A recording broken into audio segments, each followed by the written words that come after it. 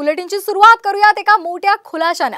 आरोग्य खात्यामध्ये 10,000 कोटींचा ॲम्ब्युलन्स घोटाळा झाल्याचा आरोप झाला होता आणि या आरोपांमुळे सरकारची चांगलीच नाचक्की झाली आणि त्यामध्येच आता HLL लाईफ केअर या कंपनीला टेंडर न काढताच हजारो कोटींचं कंत्राट दिल्याचं समोर आलंय। सरकार नामाच्या इन्व्हेस्टिगेशनमध्ये ही धक्कादायक माहिती समोर आली आहे। या HLL लाईफ केअर कंपनी विरोधात बोगस बिलं काढल्याच्या तक्रारी सुद्धा आहेत आणि तरी सुद्धा या कंपनीला टेंडर न काढताच 2,000 कोटी रुपयांचं काम देण्यात आलेलं आहे। कंपनीच्या तक्रारींकडे मुख्यमंत्री आणि उपमुख्यमंत्र्यांनी दुर्लक्ष करत पुन्हा हे काम दिल्याची चर्चा आहे। तानाजी सावंत यांनी बनवाबनवी करत हे काम दिल्याचं बोललं जातंय। या संदर्भात बोलण्यासाठी आपल्यासोबत फोनच्या माध्यमातून जोडले गेलेले आहेत सरकार नामाचे संपादक ज्ञानेश सावंत। ज्ञानेश सर, आपण पाहतोय की तानाजी सावंत जे आरोग्य मंत्री आहेत त्यांच्यावरच ठपका ठेवण्यात आलेला आहे। काय नेमकं हे प्रकरण आहे? तानाजी सावंतांवरच केवळ ठपका असेल असं नाही। या प्रकरणामध्ये मुख्यमंत्री एकनाथ शिंदे, उपमुख्यमंत्री देवेंद्र फडणवीस, उपमुख्यमंत्री अजित पवार हेही तितकेच जबाबदार असतील।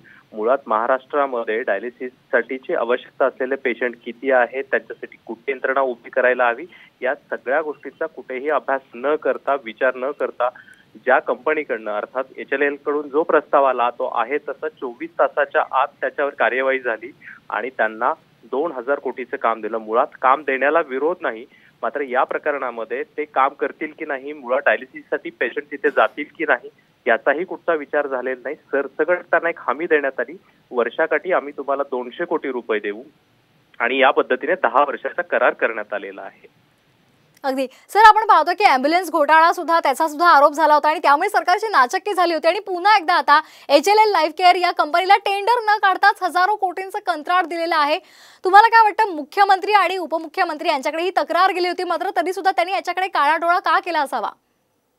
एकूणच या प्रकरणामध्ये मुख्यमंत्री, उपमुख्यमंत्री, आरोग्यमंत्री यांच्यासोबत मोठे अधिकारी, वरिष्ठ सनदी अधिकारी यामध्ये आहेत आणि या कंपन्यांमध्ये अनेक अधिकाऱ्यांचा त्याला काय म्हणू आपण त्याला हस्तक्षेप आहे। त्याचे पार्टनर भागीदार आहेत त्या अनेक कंपन्यांमध्ये आणि या सगळ्यांची एक साखळी उभी राहते।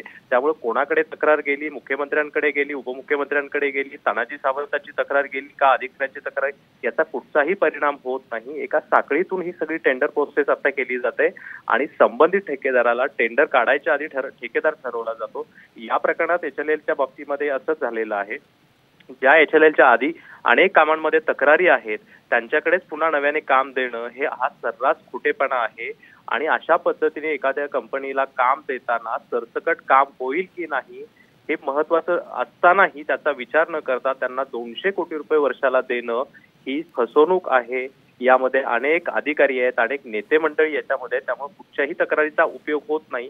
परंतु हा विषय उघडकीस यावा, यावरती प्रकाश टाकला जावा म्हणूनच्या उद्देशाने सरकारनामा आणि टेंडरनामाच्या माध्यमातून आज आपण सकाळपासून हा विषय लावून धरलेला आहे।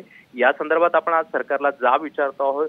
साम टीव्हीच्या माध्यमातूनही आपण आज प्रत्येक प्रमुख नेत्यांना आणि अधिकाऱ्यांना यावरती प्रश्न उपस्थित करीत आहोत। अगदी धन्यवाद ज्ञानेश सर आमच्याशी बोलल्याबद्दल। तर आपण पाहतोय एक महत्त्वाची बातमी आहे का खुलाशाची। आरोग्य खात्यामध्ये 10,000 कोटींचा ॲम्ब्युलन्स घोटाळा झाल्याचा आरोप झाला होता आणि या आरोपामुळे सरकारची चांगलीच नाचक्की झाली होती आणि त्यामध्येच आता HLL लाईफ केअर या कंपनीला टेंडर न काढताच हजारो कोटींचं कंत्राट दिल्याचं समोर आलंय। सरकार नामाच्या इन्व्हेस्टिगेशनमध्ये ही धक्कादायक माहिती समोर आली आहे।